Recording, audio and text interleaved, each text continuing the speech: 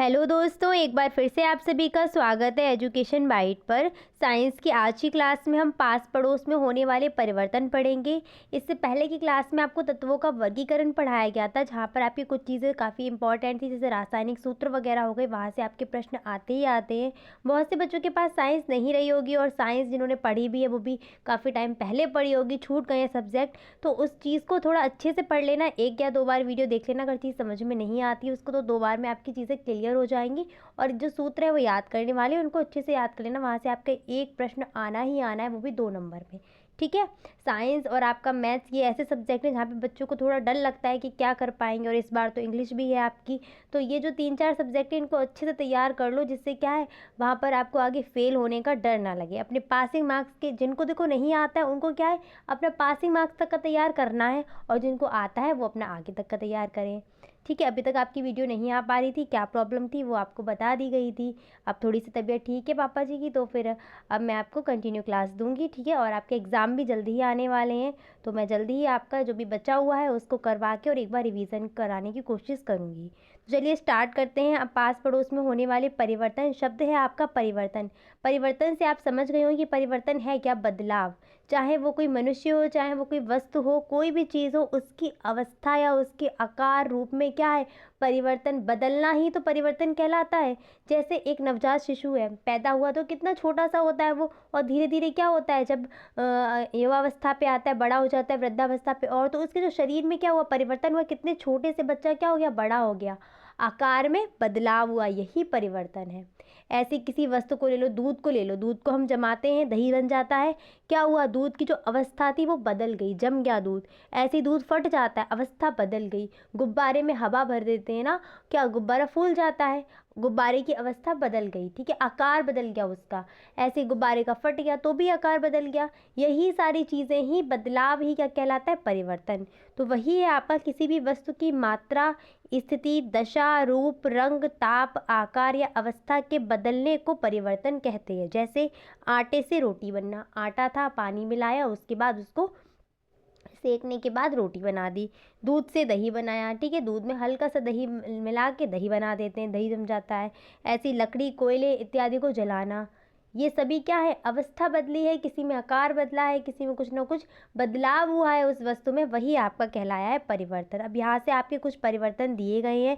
जैसे पहला हो गया आपका तीव्र एवं मंद परिवर्तन। सेकेंड है आपका अनुकूल तथा प्रतिकूल परिवर्तन। तीसरा है आपका नियमित तथा अनियमित परिवर्तन। भौतिक तथा रासायनिक परिवर्तन, सबसे इंपॉर्टेंट परिवर्तन है आपका भौतिक और रासायनिक। इससे बहुत प्रश्न आपके आते हैं, एक बार आया भी है और एक बार आपका ऑब्जेक्टिव में पूछा गया था ऑप्शन में, तो इसको बहुत अच्छे से समझ लेना। फिर आपका प्राकृतिक तथा कृत्रिम परिवर्तन, अनियंत्रित तथा नियंत्रित परिवर्तन, और उत्क्रमणीय तथा अनुत्क्रमणीय परिवर्तन। सभी परिवर्तनों को आपको रटना नहीं है, बस उनको जो उनके नाम दिए गए हैं उनके अकॉर्डिंग उनको समझना है कि आखिर परिवर्तन में है क्या। देखिए हम बहुत सी चीज़ें ऐसी जिनको हमें याद करना ही पड़ेगा, पर कुछ चीज़ें ऐसी जिनको रटने की कोई ज़रूरत नहीं हमें, बस एक बार समझ लो काम हो जाएगा। देखिए मंद तथा तीव्र परिवर्तन। मंद का मतलब क्या है धीमे धीमे, और तीव्र का मतलब क्या है तेजी से। तो मंद परिवर्तन में क्या होगा धीरे धीरे परिवर्तन हो रहा होगा, और तीव्र में क्या होगा तेजी से परिवर्तन होगा। अब तेजी से परिवर्तन आपको कहाँ मिलेगा, जैसे रसोई में जाके गैस जलाते तुरंत जल जाती है, ऐसे कागज लो जला दो तुरंत जल जाएगा कागज, तो वो तीव्र परिवर्तन है। माचिस की तीली तुरंत जल जाएगी ना, तीव्र परिवर्तन है। मौसम टाइम लगता है ना बदलने में, तो मौसम बदलना ये क्या है आपका मंद परिवर्तन हो जाएगा। हम लोग कितने छोटे थे और देखो अब कितने बड़े हो गए ना, मंद परिवर्तन है, एकदम से नहीं हुआ कि एकदम कुछ सेकंड के अंदर ही। देखो मंद परिवर्तन में क्या होता है समय लगता है, 1 साल लग सकता है, वर्षों का, महीनों का, ये समय लगता है मंद परिवर्तन में। ठीक है, दिन का भी समय लग सकता है मंद परिवर्तन में। ऐसे नाखूनों का बढ़ना, नाखून क्या है धीरे धीरे बढ़ते हैं ना, एकदम से नहीं कि आज हमने काटे और कल एकदम से बड़े हो जाएं, ऐसा नहीं है ना। तो मंद परिवर्तन भैया धीमी गति से होने वाले परिवर्तन मंद परिवर्तन कहलाते हैं। जैसे आपका नाखूनों का बढ़ना हो गया, बच्चों का बड़ा होना हो गया। ऐसे ही दूध का जमना भी एक मंद परिवर्तन है। ठीक है, सर्दियों में देखते हैं आप दूध को जमने में कितना टाइम लगता है, गर्मियों में तो जल्दी जम जाता है लेकिन सर्दियों में टाइम लगता है। तो दूध का जमना मंद परिवर्तन है। अब इस चीज़ को याद रखना कि अगर कोई भी परिवर्तन हो रहा है, अब ऐसा नहीं कि दूध के जमने में सिर्फ मंद परिवर्तन ही लग रहा हो, कोई और परिवर्तन भी आगे हो सकता है, उसके उदाहरण में भी आपका दूध का जमना आ सकता है, तो वहाँ पर भी आप समझ जाएंगे उसको। बस इनका क्या है, डेफिनेशन से इसको समझिएगा। तीव्र परिवर्तन क्या है, तेजी से हो जाए परिवर्तन, तेज गति से होने वाला परिवर्तन तीव्र परिवर्तन कहलाता है। जैसे माचिस की तीली का जलना हो गया, कागज को जलाते तुरंत जल जाता है कागज का जलना, रसोई गैस का जलना इत्यादि क्या है, आपके तीव्र परिवर्तन है। नेक्स्ट आ जाइए आप अनुकूल परिवर्तन और प्रतिकूल परिवर्तन। अब नाम से ही आप समझेंगे, अनुकूल यानी कि जो हमारे लिए लाभदायक हो।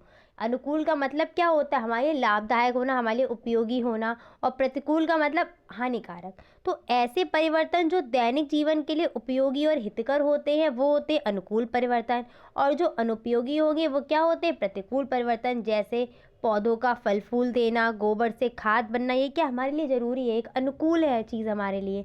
अब महामारी आ जाए, अचानक से सब चीज़ें सही चल रही है, महामारी आ गई, तो ये प्रतिकूल हो गया ना। जैसे अभी कोविड आया था ना, प्रतिकूल परिवर्तन है ये, अचानक से चीज़ें बदल गई। जैसे बाढ़ आ गई, कुछ उसका पता नहीं है ना, एकदम से बाढ़ आ गई तो काफ़ी सारा नुकसान हो जाता है, बाढ़ में हानि होती है ना, तो वो आपका प्रतिकूल में आ जाएगा। कारखाने में आग लग जाना, ये भी क्या है, प्रतिकूल परिवर्तन है। नेक्स्ट देखिए, एक इम्पॉर्टेंट पॉइंट है आपका कि कभी कभी क्या होता है, परिस्थितियों के अनुसार परिवर्तन को हम डिसाइड करते हैं कि ये अनुकूल है या प्रतिकूल है। जैसे फसल जब हम बोते हैं, उसके बाद जब वो तैयार होती है धीरे धीरे, उस वक्त क्या होता है, पानी की ज़रूरत होती है ना फसल को। तो जब फसल तैयार हो रही है उस समय उसको पानी चाहिए होता है, और वर्षा अगर उस समय हो जाए तो वो हमारे लिए क्या है, अनुकूल चीज़ है, ठीक है। और जब फसल पक गई है हमारी, उस टाइम वर्षा हो तो प्रतिकूल हो जाएगी, सीधी सी बात है, वो हानिकारक हो जाएगी वहाँ पर। तो फसल तैयार होते समय वर्षा का होना अनुकूल है, और फसल पकने के बाद वर्षा का होना प्रतिकूल है।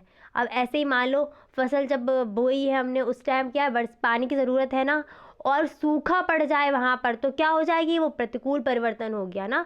बारिश का होना था लेकिन नहीं हो पा रही, तो सूखा पड़ गया, वो क्या है, उस वक्त हमें वो चीज़ हानि करेगी, तो वो प्रतिकूल अवस्था आ जाएगी। नेक्स्ट आ जाइए नियमित परिवर्तन और अनियमित परिवर्तन। तो नियमित और अनियमित सभी को नाम से ही समझना है। नियमित यानी कि रेगुलर हो जाए, ठीक है, कुछ टाइम पीरियड हो, उसके बाद वो परिवर्तन पुनः होता रहे। अनियमित में क्या है, कुछ पता नहीं है कब क्या हो जाए, कोई इनका निश्चित समय नहीं कि 1 घंटे बाद होगा या 4 घंटे बाद या 2 दिन बाद या महीनों बाद। लेकिन नियमित में क्या है कि हर 2 महीने बाद होना है, हर 1 महीने के बाद होना है। जैसे आपको याद हो, चंद्रमा क्या है, अमावस्या तक उसको घटता रहता है, और पूरा अमावस्या को एकदम काला काला मतलब दिखाई ही नहीं देता है वो। और अमावस्या के बाद पूर्णिमा की तरफ जब आते हैं तो चंद्रमा धीरे धीरे दिखाई देने लगता है, और पूर्णमासी को पूरा चंद्रमा दिखाई देता है, यानी कि उसकी जो कलाएं हैं वो। तो ये परिवर्तन क्या है, एक नियमित है, कंटिन्यू है। 15 दिन के अंदर क्या होगा, एकदम अमावस्या को पूरा छुप जाएगा, मतलब नहीं दिखेगा हमें, और फिर 15 दिन बाद पूर्णमासी को पूरा पूरा दिखाई देगा। तो क्या एक नियमित हो रहा है ना, रेगुलर हो रहा है ये। तो वही है, निश्चित समय पर लगातार होते रहने वाले परिवर्तन को कहते हैं नियमित परिवर्तन। जैसे ऋतुओं का बदलना, गर्मी के बाद आती है सर्दी, ठीक है, फिर इस तरीके से वर्षा आना, तो ये क्या है, नियमित है, नियमित रूप से हो रही हैं, ये आएगी ही आएगी, ऐसा नहीं है गर्मी के बाद वर्षा हो ही नहीं रही है, नियमित है इनका होना। हृदय का धड़कना नियमित है ना, और वही बात आ गई, जिस दिन हृदय हमारा धड़कना बंद कर दिया उस दिन तो पता ही है क्या होना है आपको। तो हृदय का धड़कना भी क्या है, नियमित है, कंटिन्यू है, इतने मिनट के बाद मतलब धड़कना है ही उसे, ठीक है। ऐसा नहीं है कि कभी कभी धड़क जाए, कोई समय नहीं है उसका धड़कने का। रात दिन का होना, आप देख रहे हैं ना, नियमित रूप से रात हो रही है, उसके बाद दिन हो रहा है, फिर रात हो रही है, फिर दिन हो रहा है, तो ये नियमित रूप से हो रहा है। अनियमित में क्या है, वे परिवर्तन जिनका समय निश्चित नहीं होता है वो होते हैं अनियमित परिवर्तन। जैसे आंधी तूफान आना, कोई निश्चित समय नहीं है, कभी भी आ सकते हैं ये। भूकंप का आना, ज्वालामुखी का फटना, ठीक है, ज्वालामुखी का फटना, भूकंप का आना, बाढ़, सूखा, तूफान इत्यादि का आना, ये सब क्या हो जाएंगे, आपके अनियमित परिवर्तन हो जाएंगे, ठीक है। इन सभी को याद कर लीजिए अच्छे से, और नाम से समझिएगा, रट्टा रट्टा मारने की कोई ज़रूरत नहीं है। नेक्स्ट है आपका प्राकृतिक परिवर्तन और कृत्रिम परिवर्तन, ठीक है। यहाँ पर क्या हटाइए, प्राकृतिक परिवर्तन और कृत्रिम परिवर्तन, नाम से ही क्लियर हो जाएगा आपका। प्राकृतिक यानी कि नेचुरल रूप से जो परिवर्तन हो रहा होगा प्रकृति के द्वारा, वो प्राकृतिक हो गया। और कृत्रिम कौन करेगा, जो हम लोग कर रहे होंगे कुछ ना कुछ चीज़, वो क्या होगी, कृत्रिम परिवर्तन होगी। जैसे प्रकृति में जो भी स्वतः चीज़ें होंगी वो सारी, जैसे पृथ्वी के चारों सूर्य के चारों ओर पृथ्वी परिक्रमा लगा रही है, पृथ्वी के चारों ओर चंद्रमा परिक्रमा लगा रही है, क्या प्राकृतिक रूप से हो रहा है, ये परिवर्तन क्या है आपका प्राकृतिक हो जाएगा। अब इनका क्या है, टाइम पीरियड भी है ना एक, तो ये आपके नियमित में भी आ जाएंगे, उसको ऐसे लगाना, चक्कर लगाने का समय है उसका। फिर ये ऑब्जेक्टिव में आपसे पूछा जा सकता है कि निम्नलिखित में से किस में प्राकृतिक परिवर्तन है, तो उसमें ऑप्शन दिए जाएंगे, फिर आपको वहाँ चूज़ करना होगा कि किस में क्या है। ऐसे ही मौसम का बदलना, ये भी प्राकृतिक परिवर्तन है आपका। ऋतु में बदलना, ये भी प्राकृतिक परिवर्तन नेचुरल तरीके से, हमारे हाथ में नहीं है कि हम उसको बदल रहे हैं, ठीक है। कृत्रिम में जो मनुष्य द्वारा परिवर्तन हो, जैसे मिट्टी थी, मिट्टी से हमने क्या बना दिया, ईंट को बना दिया। लकड़ी से हमने क्या बना दिया, फर्नीचर बना दिया। ऐसी पत्थरों से हम क्या बना सकते हैं, मूर्तियाँ बनती हैं पत्थरों से, ठीक है। और भी चीज़ें, हमारा दूध से हम पनीर बना देते, कृत्रिम है वो भी, ठीक है, हम बना सकते हैं ना। ऐसा तो है नहीं कि हमेशा ही दूध फट रहा है, कभी कभी जब पनीर की में ज़रूरत होती है तो हम क्या उसको कृत्रिम रूप से फाड़ के पनीर बनाते हैं। तो वही चीज़ें क्या है, जो हम मनुष्य के द्वारा करी जा रही है परिवर्तन, वो आपके कृत्रिम परिवर्तन में आ जाएंगे। नेक्स्ट आइए, आपका सबसे इम्पॉर्टेंट परिवर्तन है भौतिक और रासायनिक परिवर्तन। यहाँ से आपका एक प्रश्न आएगा ही आएगा इस चैप्टर से, और वो बनेगा भी भौतिक रासायनिक से या फिर तीव्र मंद से। और इजी परिवर्तन है, नाम से ही आपको समझ में आ रहे हैं, तो सबको अच्छे से समझते हुए चलिएगा। भौतिक परिवर्तन और रासायनिक परिवर्तन थोड़े अजीब हैं, इनको समझिएगा। भौतिक परिवर्तन में होता क्या है, एक ऐसा परिवर्तन जिसमें पदार्थ की आकृति और भौतिक अवस्था में परिवर्तन हो जाता है, लेकिन कोई नया पदार्थ नहीं बनेगा इसमें। जैसे समझिएगा, पानी था, पानी को हमने फ्रिज में रखा, बर्फ बन गई ना, कोई नया पदार्थ नहीं बना, पानी की अवस्था ही तो बदल गई ना, द्रव से ठोस हो गई। पानी को हमने गर्म किया, वो वाष्प बन गई, सिर्फ अवस्था बदली, कोई नया पदार्थ नहीं बना है। तो ये आपका परिवर्तन कैसा होगा, भौतिक परिवर्तन कहलाता है। रासायनिक में क्या होता है, इसमें एक नया पदार्थ बन जाएगा, पर उस नए पदार्थ से आप वापस उस पुराने पदार्थ में नहीं आ सकते। जैसे दूध से दही जम गया, नया पदार्थ दही बन गया, दही से वापस दूध नहीं बना पाओगे। ऐसे ही भोजन हमने खाया, भोजन पच गया, लेकिन उस पचे हुए भोजन से क्या वापस भोजन ला सकते हैं, नहीं ला सकते। ये आपका क्या हो जाएगा, रासायनिक परिवर्तन हो जाएगा। अब एग्जाम्पल देखिए इनके। पहला है पदार्थ का चूर्ण बनाना, अवस्था बदल दी ना उसकी, एक पाउडर शेप में आ गया वो, ठीक है, आकार बदल सकता है उसका। लोहे में चुंबकत्व उत्पन्न होना, ठीक है, पूरी वो चुंबक नहीं बनेगी, चुंबक का गुण उसमें उत्पन्न हो जाएगा। पानी से बर्फ या वाष्प बनना, यानी कि पानी की अवस्था में परिवर्तन हो रहा है। ऐसे बर्फ से आप पानी बना सकते हैं, ठीक है, पानी जो जमा हुआ है उससे क्या है, वापस पानी बना लेंगे। यहाँ पर आपका कौन सा भौतिक परिवर्तन हो जाएगा, ठीक है। थोड़ी सी मुझे भी खांसी है, तबीयत मेरी भी थोड़ी ठीक नहीं है, फिर भी चलिए मैनेज कर रही हूँ मैं। चलिए आगे बढ़ते, रासायनिक परिवर्तन के एग्जाम्पल देख लीजिएगा। दूध से दही बनना, जैसा कि मैं बताया था, लेकिन अब इस चीज़ को ध्यान रखना, नया पदार्थ मेरा दही बन गया, अब इस दही से वापस हम दूध नहीं बना पाएंगे। जब भी भौतिक और रासायनिक में आपको डिफरेंस करना हो ना, एग्जाम्पल आपको दिए जाए, ठीक है, अभी मैं आपको एक क्वेश्चन दिखा दूंगी वो भौतिक और रासायनिक परिवर्तन का, वो इसी तरीके से आपका आया था कि ऑब्जेक्टिव में प्रश्न दिया गया था, वहाँ पर पूछा गया था कि निम्नलिखित में से किस में भौतिक परिवर्तन आपका हुआ है, तो वहाँ पर आपको ऑप्शन से वहाँ पर वो चीज़ बतानी थी कि किस में कौन सा परिवर्तन हो रहा है। ऐसे आ गया ये दूध का फटना, तो दूध के फटने में आपका कौन सा परिवर्तन हो जाएगा, सीधी सी बात है, दूध फट गया, पनीर बन जाएगा उसका, और उस फटे हुए दूध से क्या आप वापस दूध ला सकते हैं, नहीं ला पाएंगे ना, तो कौन सा परिवर्तन हो गया आपका, रासायनिक परिवर्तन हो गया। ऐसे लोहे की कील पर जंग लगना या लोहे पर जंग लगना, तो आपका कौन सा परिवर्तन हो जाएगा, वहाँ पर रासायनिक परिवर्तन हो जाएगा, क्योंकि वापस लोहा नहीं आ पाएगा वहाँ से। और भोजन का पचना क्या है आपका, रासायनिक परिवर्तन है। तो इस तरीके से आप दोनों परिवर्तन में डिफरेंस कर सकते हैं कि वापस अगर हम उसमें पुनः उसी अवस्था में नहीं आ पा रहे हैं ना, कोई नया पदार्थ नहीं बनेगा, तो कौन सा परिवर्तन है आपका, भौतिक परिवर्तन। और कोई नया पदार्थ बना और उस नए पदार्थ से वापस हम पहले वाले पदार्थ में नहीं आ पाएंगे, वो कौन सा हो जाएगा आपका, रासायनिक परिवर्तन। इस चीज़ को ध्यान रखिएगा। देखिए जो क्वेश्चन आया हुआ था वो मेरे माइंड में आ गया। क्वेश्चन ये था आपका कि निम्नलिखित में से किसमें भौतिक परिवर्तन है। पहला ऑप्शन आपका दिया था दूध से दही बनना, तो इसको समझिए, दूध से दही बना, एक नया पदार्थ बना, और दही से वापस हम दूध में नहीं लौट सकते, तो ये क्या होगा, भौतिक तो होना ही नहीं है। ये कौन सा परिवर्तन है, रासायनिक परिवर्तन है। नेक्स्ट क्या है, गन्ने के रस से सिरका बनना, गन्ने के रस से नया पदार्थ क्या बन गया, सिरका बन गया, ठीक है। और इस सिरका से क्या वापस हम गन्ने के रस में आ सकते, नहीं आ सकते, कौन सा परिवर्तन है, ये आपका रासायनिक परिवर्तन है। फिर आपका तीसरा ऑप्शन था कागज़ का जलना, कागज़ को अगर हमने जला दिया तो क्या वापस हम उस जले हुए राख से कागज़ ले आएंगे? नहीं ला पाएंगे। तो कौन सा परिवर्तन है? ये रासायनिक परिवर्तन है। चौथा ऑप्शन था आपका बल्ब का जलना। तो यहाँ पर कुछ नया नहीं हो रहा, ये क्या आपका भौतिक परिवर्तन है। नेक्स्ट है आपका उत्क्रमणीय व अनुत्क्रमणीय परिवर्तन। तो इसको देखिएगा, उत्क्रमणीय और अनुत्क्रमणीय। उत्क्रमणीय का मतलब होता है कि हमने कुछ किया, वापस से हम अगर चाहें तो उसी परिस्थिति में लौट आएंगे वापस, यानी कि कोई भी वस्तु रही है आपकी, उससे हमने कोई नई वस्तु बना ली, ठीक है, और उस नई वस्तु से वापस हम उसी में आ जाए। जैसे मोम को हम जलाते हैं तो मोम को जलाने के बाद क्या होता है, मोम पिघल जाती है, और उस पिघली हुई मोम से क्या मोमबत्ती है, जैसे मोमबत्ती आपकी जली, उसके बाद जो मोम बची उससे वापस मोम बना लेंगे। ऐसे ही पानी से क्या, बर्फ़ बना लो, बर्फ़ से फिर पानी बना लो। तो ये क्या हो गया, उत्क्रमणीय हो गया।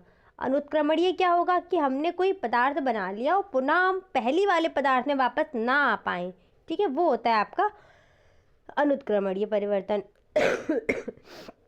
तो देखिएगा, इसका पहला क्या है आपका, जिनमें परिस्थितियां उलटने पर पदार्थ पुनः उसी परिस्थिति में वापस आ जाता है, वही आपका उत्क्रमणीय। जैसे पानी का बर्फ बनना, रबर को खींचना, रबर खींचते हैं ना वापस से रबर वैसी हो जाती है, स्प्रिंग को खींचते हैं वापस से स्प्रिंग वैसी हो जाती है, तो वो आपका उत्क्रमणीय परिवर्तन हो जाएगा। अनुत्क्रमणीय में क्या है, जो भी रासायनिक में आपने एग्जाम्पल पढ़े थे सब आपके आ जाएंगे। दूध का फटना, दूध का दही बनना, कागज़ का जलना आ जाएगा, भोजन का पचना आ जाएगा। ये सब क्या है, अनुत्क्रमणीय परिवर्तन। ये वापस से उसी जो भी पदार्थ आपका था, जैसे भोजन था, पच गया ना, उसके बाद वापस आप भोजन में नहीं लौट पाएंगे। तो यही सारे क्या है आपके अनुत्क्रमणीय परिवर्तन हो जाएंगे। नेक्स्ट बढ़ते हैं, आपका लास्ट है अनियंत्रित और अनियंत्रित परिवर्तन। नाम से ही समझिए, नियंत्रित यानी कि जिस पे हमारा कंट्रोल होगा, और अनियंत्रित जिस पे कंट्रोल नहीं होगा। तो देखिएगा, ऐसे परिवर्तन जिन पर मनुष्य का नियंत्रण हो वो होता है आपका नियंत्रित परिवर्तन, और जिस पर मनुष्य का नियंत्रण नहीं हो पाएगा वो क्या हो जाएगा, आपका अनियंत्रित परिवर्तन हो जाएगा। तो जैसे गाड़ी तेज चल रही है तो हम उसको कंट्रोल कर सकते हैं, ठीक है, तेज़ धीमा ये हमारे ऊपर है। साइकिल चला रहे, तेज़ धीमी करना हमारे ऊपर है, कंट्रोल है हमारा उस पर।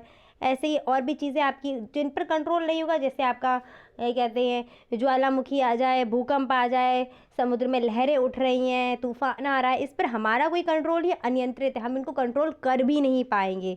आंधी तूफान आ रहा है, क्या आप उसको नियंत्रण में ला सकते हैं? नहीं ला सकते ना उसको, तो वो आपका अनियंत्रित हो जाएगा। आग जल रही है, छोटी सी आग है, ज़्यादा नहीं है, उसको हम तेज़ धीमा कर सकते हैं, लेकिन क्या है, परिस्थिति के अकॉर्डिंग है। कारखाने या किसी बड़ी जगह पे आग लगी है तो वहाँ पर हमारे कंट्रोल से बाहर होगी, फिर भी हम प्रयास करेंगे, ठीक है। तो कुछ ऐसी परिस्थितियाँ आ जाती जहाँ पर क्या, फिर वो परिस्थिति के अनुसार चेंज हो जाएंगी चीज़ें। तो बस अनियंत्रित और नियंत्रित में यही है आपका, जहाँ पर हम नियंत्रण कर सकें वो आपका नियंत्रित, और जहाँ पर नहीं कर सकते हैं वहाँ पर अनियंत्रित। एग्जाम्पल, चलती गाड़ी का तेज़ धीमा होना, लहरें उठना, ये सब तूफान वगैरह ये अनियंत्रित में आ जाएंगे, ठीक है। बाकी एक चीज़ ध्यान रखिएगा कि आपका कोई भी परिवर्तन हो, कुछ भी चीज़ें बदल रही, वहाँ पर कुछ ऊष्मा क्या क्या है, अवशोषित भी होती है, कुछ ऊष्मा निकलती भी है। तो अगर आपसे कभी पूछा जाए ऊष्मा शोषी या ऊष्मा वैसे विरोधी परिवर्तन क्या होते हैं, यहाँ पर मैं लिख देती हूँ एक बार, ऊष्मा शोषी और ऊष्मा छेपी। ऊष्मा शोषी और ऊष्मा छेपी, तो इसको ध्यान रखना, बस मैं डेफिनेशन बता रही हूँ। ऊष्मा छेपी, तो देखो अभी आपको मैंने एक वर्ड बोला था, ऊष्मा लेना और ऊष्मा निकालना, ठीक है। तो ऊष्मा शोषी, शोषण होता है ना, शोषण, तो ऊष्मा शोषी यानी कि ऊष्मा उसमें अवशोषित हो रही होगी, वो आपका क्या हो जाएगा, ऊष्मा शोषी। और जिसमें ऊष्मा उत्सर्जित हो रही होगी वो क्या हो जाएगा आपका, ऊष्मा छेपी। तो इसको लिख लीजिएगा एक जगह कि जहाँ पर आपकी ऊष्मा अवशोषित होगी वो होता है ऊष्मा शोषी, और जहाँ पर ऊष्मा उत्सर्जित हो रही होगी, निकल रही होगी, वहाँ पर हो जाएगा आपका ऊष्मा छेपी। जैसे ईंधन को जलाते हैं ना, आग वाग जलाई, ऊष्मा वहाँ पर क्या उत्सर्जित होती है, हमें ऊष्मा मिलती है वहाँ पर, तो वो क्या हो जाता है आपका ऊष्मा छेपी। इस तरीके से आपके कुछ परिवर्तन होते हैं। आज की क्लास में बस इतना ही, बहुत खांसी आ रही है आज, थोड़ा सा दिक्कत हो गई है। मिलते हैं शाम को मैं कोशिश करूँगी आपका जो भी नेक्स्ट चैप्टर था ना इसका साइंस का, वो मैं करवा दूँ शाम को, और आपका मैथ्स का भी एक वीडियो मैं अपलोड कर देती हूँ। काफ़ी दिन से आपकी मैथ्स की क्लास नहीं हो पाई है, उसका रिवीजन भी मैथ्स का मुझे कराना है, मैथ्स का। अच्छा, साइंस की आपकी जो नेक्स्ट क्लास है वो मैं बता देती हूँ, अम्ल क्षार और लवण की है। अम्ल क्षार और लवण की क्लास है, बहुत ही इंपॉर्टेंट क्लास है, इसको अच्छे से समझ लेना, और ये आपकी क्लास आगे भी काम आनी है। और रही बात मैथ्स की, तो मैथ्स की मैं कोशिश करूँगी कि आपका एक बार मैं रिवीजन मैथ्स का तो करवा ही दूँ, क्योंकि मैथ्स का आपका क्या रहता है, काफ़ी बच्चों की प्रॉब्लम आती है कि मैम मैथ्स का पेपर मेरा अच्छा नहीं हुआ, ये नहीं वो नहीं। तो जैसा मैं ये क्लास होने के बाद, मैथ्स का पूरा सिलेबस होने के बाद जो भी मैं रिवीजन कराऊँ उसको एक बार अच्छे से देख लीजिएगा। वो वीडियो आपका आराम से, जिनको मैथ्स में बहुत ज़्यादा डर लगता है ना, उनका भी सारा डर खत्म हो जाएगा, आराम से पास हो जाओगे मैथ में। ठीक है, तो मिलते हैं नेक्स्ट क्लास में। वीडियो अच्छी लगती है तो प्लीज़ अपने दोस्तों को शेयर करिएगा। Thanks for watching and please like share and subscribe my channel. Bye bye, take care.